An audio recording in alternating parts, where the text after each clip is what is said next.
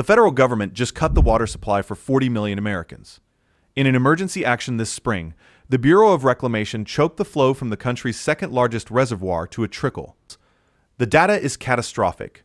Snowpack in the Rocky Mountains that feeds the entire Colorado River system has failed.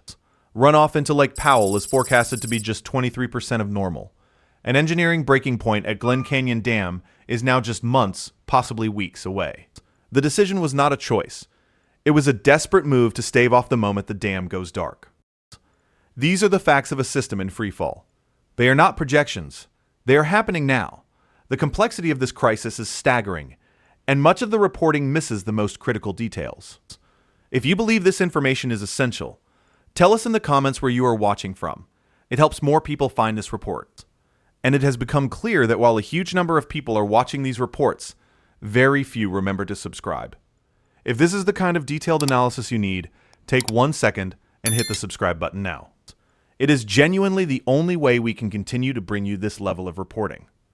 Let's begin. This is the end of a century of bad math. The Colorado River system was doomed from its very conception. The 1922 Colorado River Compact, the legal document that divides the water, was based on a fatal overestimation. Negotiators in the early 20th century were working with data from one of the wettest periods in the last 500 years. They legally promised the 7 basin states and Mexico more water than the river naturally produces, even in a good year. For a century, the system survived on this faulty math because 2 massive reservoirs, Lake Powell and Lake Mead, acted as a savings account, a buffer. But since the year 2000, a punishing megadrought and aridification of the American West has drained that account. The buffer is gone. And now, the consequences of that foundational error are accelerating. In May of 2026, facing the worst runoff forecast in recorded history, the Bureau of Reclamation invoked emergency powers. They slashed the annual water relief from Lake Powell down to Lake Mead from a standard 7.5 million acre-feet to just 6 million acre-feet. This was not a conservation measure. It was a triage decision to protect the physical integrity of Glen Canyon Dam. The reservoir, Lake Powell, is perilously close to its minimum power pool elevation of 3,490 feet. As of May 18, 2026, the lake's surface sat at 3,528 feet. That is a buffer of just 38 vertical feet. Below that line, the dam's massive hydroelectric turbines will begin to ingest air instead of water, causing a phenomenon called cavitation that can shatter the turbines themselves. The power grid for much of the West goes dark, and water can no longer be released through the pinstocks that generate that power. Hydrologist Seth Aarons of the Western Water Assessment has stated plainly that Glen Canyon Dam was never designed for this scenario. If power generation ceases, water must be sent downstream through a set of emergency bypass tunnels known as the River Outlet Works. These tunnels were engineered for short-term use, not to carry the entire flow of the Colorado River for months or years on end. The sheer force and velocity of that much water moving through pipes not designed for that load could scour the concrete, erode the steel, and risk a catastrophic failure of the dam's core plumbing. The government is now holding back water, starving the lower basin in a desperate gamble to keep the lake level from falling those last 38 feet. But here is the detail that tells the real story. Downstream from this unfolding crisis, one city saw this coming. 20 years ago, one city prepared for the exact disaster that is now on the horizon. While the rest of the Southwest hoped for rain, Las Vegas was drilling. They spent $1.5 billion on an engineering project so audacious it is almost invisible. It is a lifeline to a future that everyone else is just now realizing has arrived. It is called Intake Number 3. The Southern Nevada Water Authority, the agency that manages water for Las Vegas, knew its fate was tied to Lake Mead. The city gets 90% of its water from that single source. Since the drought began in 2000, the lake's surface has plummeted by more than 160 feet. The city's 2 original intake pipes, built in 1971 and 2000, were suddenly high and dry, in danger of sucking air. Pat Mulroy, the former general manager of the Water Authority, stated the stakes in the starkest possible terms. Without the 3rd intake, she said Southern Nevada would be shutting its doors. This is not hyperbole. For Las Vegas, this was an existential threat. So, in 2008, they began one of the most complex and dangerous underwater construction projects ever attempted, Miners began excavating a 3-mile-long tunnel underneath Lake Mead. They used a massive 600-ton tunnel boring machine with a 24-foot diameter cutting head. They dug 24 hours a day, 5 days a week, for 7 years through solid rock deep beneath the lake bed. The tunnel connects to the bottom of the lake through an intake structure designed to pull water from an elevation of approximately 875 feet. This is the crucial number. The number that separates Las Vegas from every other city on the river. The crisis point for Lake Mead is an elevation of 895 feet. This is dead pool. At this level, water can no longer flow past Hoover Dam by gravity. The intake gates for the dam's own turbines. The lowest possible release point would be above the waterline. For Arizona, for California, for Mexico, this is day zero. The river stops, but for Las Vegas, it does not. Their new intake sits 20 feet below dead pool. They have effectively drilled a drain into the absolute bottom of the bathtub. The stories you're hearing about this crisis are often incomplete, focusing on single data points instead of the entire collapsing system. If you find this comprehensive approach valuable, we want to hear from you. Drop a comment below. It tells us we're on the right track. The engineering behind this feat is staggering. The 3-mile intake tunnel is only the beginning. It terminates in a massive underground cavern, carved out 500 feet below the ground. This access shaft is 26 feet in diameter. The cavern itself is a 12,500 square foot forebay, a subterranean chamber larger than a basketball court, designed to manage the immense flow. From this cavern, 34 individual vertical shafts rise to the surface. Each shaft houses a massive submersible pump. When the lake level drops too low for gravity to feed the city's water treatment plants, this low lake level pumping station kicks into gear. It has the capacity to lift up to 900 million gallons of water per day, shooting it straight up from the dark, silent depths of the lake to keep the city alive. In April 2022, as Lake Mead's level fell past the point where the older pumps could operate, the station was officially switched on. John Ensminger, the current SNWA general manager, said it plainly. We invested $1.5 billion in the third intake and the low-level pumping station for a reason. That reason is survival. And here's what is not making most headlines. Las Vegas, the city globally synonymous with waste and excess, has become a model citizen of water conservation.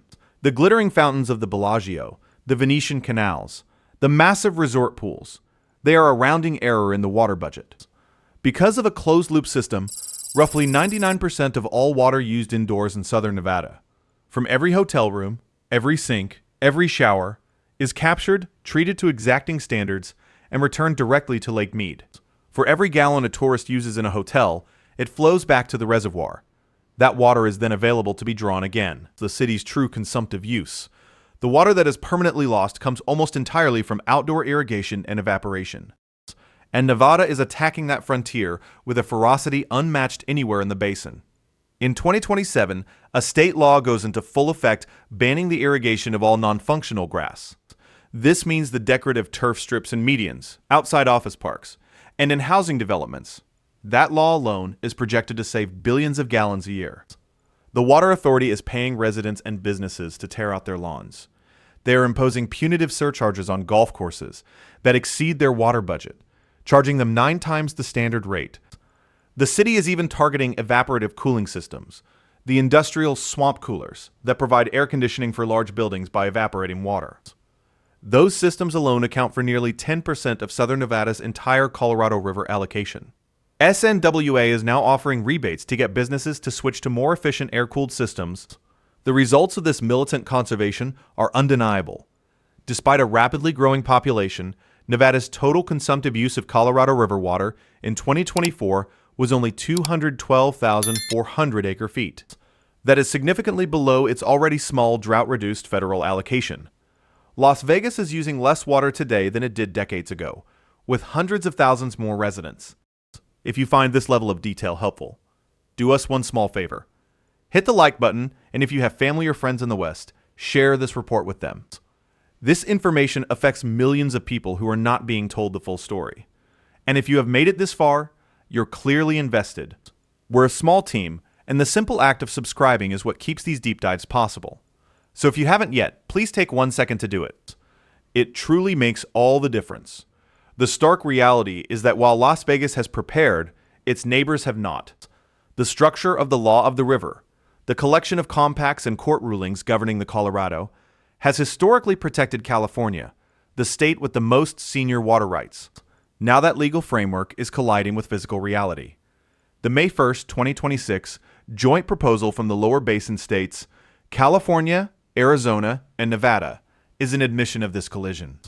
It is a panicked, last-minute attempt to impose order on a system spiraling out of control. The proposal, submitted to the Bureau of Reclamation, commits the three states to a staggering 1.25 million acre-feet of mandatory water cuts beginning in 2027. This is on top of another 700,000 to 1 million acre-feet in voluntary conservation. These are not numbers. This is a tectonic shift in the politics and economy of the American West. An amount of water that could supply millions of households or irrigate hundreds of thousands of acres of farmland is being taken off the table because the water simply does not exist. But even this is not a solution. It is a bridge. A temporary patch designed to get the system through 2028. Shanti Rossett, a policy manager with the powerful Metropolitan Water District of Southern California, admitted the fragility of the deal. There is no 7 states consensus on the post-2026 operations, she stated. The upper and lower basins have not agreed on a single operational approach. The 4 upper basin states, Colorado, New Mexico, Utah, and Wyoming, are the source of nearly all the river's water, but they feel the lower basin has been profligate with its use for decades. The lower basin states feel the upper basin is not contributing enough to the cuts. The proposal is a lower basin-only deal, an attempt to get their own house in order before the federal government steps in and imposes its own, likely more draconian cuts. The entire system is operating on borrowed time, held together by emergency actions and fragile political truces. The federal government is now fast-tracking its environmental review for the post-2026 rules, with a decision targeted for late July 2026. This is an unprecedented timeline for a decision of this magnitude, a sign of the extreme urgency felt at the highest levels of government. They are attempting to rewrite a century of water law in a matter of months, under the threat of total system collapse. To understand the stakes, look at what Deadpool truly means. It does not mean Lake Mead will be empty. Even at the 895-foot elevation, the lake will still hold roughly 2 million acre-feet of water. A massive, ghostly lake will remain. The catastrophe is that this water becomes inert, trapped. It cannot pass through Hoover Dam. The lights will go out. The turbines will fall silent. And the river downstream, the river that supplies water to the Imperial Valley's agricultural empire, to Phoenix, to Tucson, to Los Angeles, and to Mexico, will cease to flow. All that will be left is the small trickle of tributary rivers that enter below the dam. It would be the most significant economic and humanitarian disaster in modern American history. And through it all, Las Vegas would keep pumping. Its 34 submersible pumps in their 500-foot deep cavern would whir to life, lifting water from the bottom of the dead pool, treating it, and sending it to the 2.3 million residents and 40 million annual tourists in the valley. They have created a closed system, an island of hydraulic security in the middle of a collapsing water empire. It's a miracle of engineering born of sheer terror. This is a story built on layers of risk and failure. The failure of the 1922 compact, the failure of the 2007 interim guidelines to stop the reservoir's decline, the current failure of the winter snowpack. Each layer compounds the last. The emergency actions at Lake Powell are a direct symptom of this compounding crisis. Holding back that 1.5 million acre-feet of water from Lake Mead is a devastating blow. It will accelerate Mead's decline toward dead pool, placing even more pressure on Arizona and California. It is a zero-sum game. To save Powell, they must sacrifice Mead. Every decision now involves a catastrophic trade-off. The numbers from the first half of 2026 paint an apocalyptic picture. Lake Mead, which was at a precarious 1,062 feet in December 2025, is now projected to fall even faster. The 6 million acre-feet release from Powell is not enough to offset the massive demands from the lower basin and the staggering evaporative losses from the lake's sun-baked surface. Hundreds of thousands of acre-feet simply vanish into the desert air every year, a tax paid to the sun that no one can control. This evaporation hits twice. Once from the surface of the vast reservoir, and again in the cities, where those industrial swamp coolers vent billions of gallons of vaporized river water into the sky. It is a slow-motion hemorrhage that the system can no longer afford. The legal and political battle is now coming to a head. The 2007 interim guidelines, which have governed the river for 2 decades, are set to expire at the end of 2026. They failed because they did not solve the fundamental mass balance problem. They mandated cuts that were too small and triggered too late. The reservoirs continued their relentless decline. Now, with the deadline looming, the basin states are deadlocked. The May 1st proposal is a